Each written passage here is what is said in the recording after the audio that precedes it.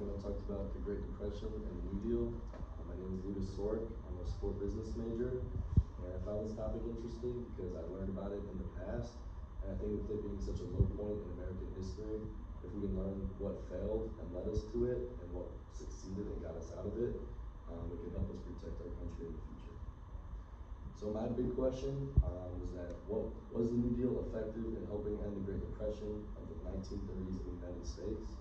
And so I'm going to go over 2 quick background slides about the Great Depression and the New Deal.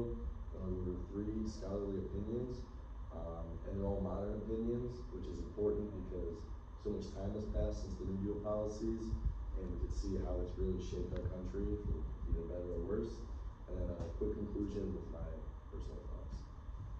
So the Great Depression itself began in 1929, and it lasted through about 1939.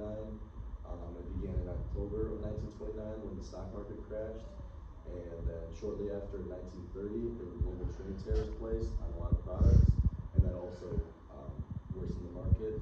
And then as a result, there was widespread unemployment, poverty, and political instability, which made many Americans scared and unsure of the future. The president at the time was Franklin Roosevelt, and he put policies in place called the New Deal. So his policies began around 1933 through again 1939. They were a series of federal programs and projects that all had 3 goals in common, and those were 3 R's of relief, recovery, and reform. And so you can see the ones below: the SSA, for the Social Security Administration; the FDIC, for the Federal Deposit Insurance Company; the SEC, the Securities and Exchange Commission. Those first 3 were the 3 big ones that kind of helped reshape the banking system and the financials of the United States. And then the 2 on the bottom, the WPA and the CCC, were more focused on recovering jobs and helping people get back in the business. So my first scholarly opinion was from Professor Stephen Horowitz, again a modern one in 2011, where he began challenging the traditional beliefs that the New Deal played a major role. And his opinion was that it played actually a very minor role in the recovery, and that the natural, self-correcting nature of markets played a larger role, which essentially means, and in other depression eras in other countries, the market will kind of work itself out throughout the years, and there were not policies that needed to be put in place to correct it. And then he also hit on how rising economic factors, or how it looked like we may have been improving on paper through the numbers, did not actually equate to real productivity going on in the United States.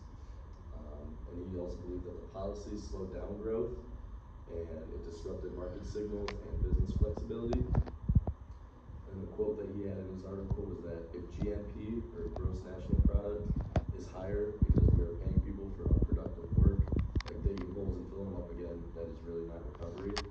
Again, hitting on how people were getting jobs, but we weren't really seeing the increases that we were looking for. And then my second article is actually a recent book from historian George Selgin that he published in 2025. He went back again and hit on how businesses and investors were very uncertain at the time, because businesses didn't have their flexibility, they weren't getting as many customers, and investors didn't know what was happening with the market. And so when Roosevelt placed these policies in place to help the market, he began constantly changing and amending them, and that just led to more uncertainty for the businesses and the investors. So again, a lot of the Americans and the businessmen were scared to really make any changes forward. And so this led to less investment and slower economic growth. And then kind of the second half of his book hit on how rearmament for World War II, which is wartime production like tanks, guns, aircraft, all that, became more important than the New Deal programs, because it kind of brought the whole country together.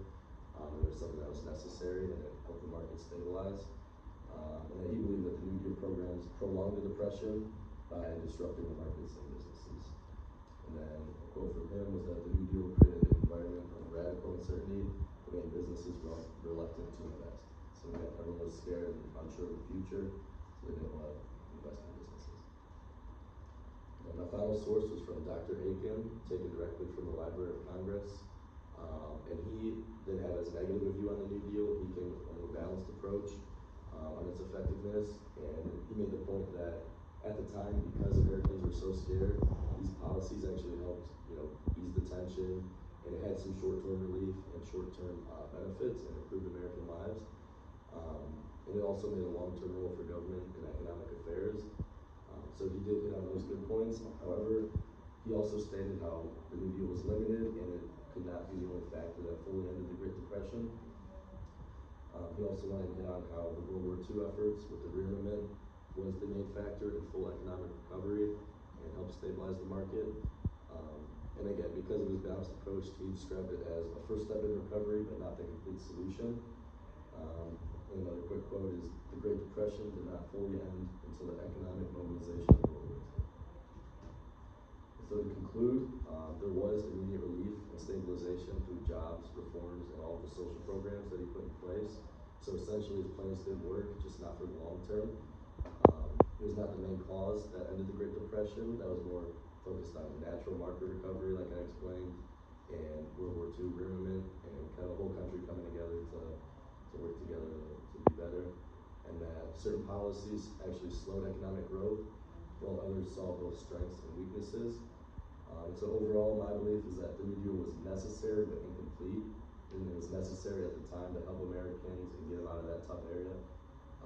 It was incomplete, and with how many reforms and amendments he made to his policies, it really just disrupted the future more than it helped it. However, it did help it in that it gave future government involvement, and it gave Americans hope at the time. And here are my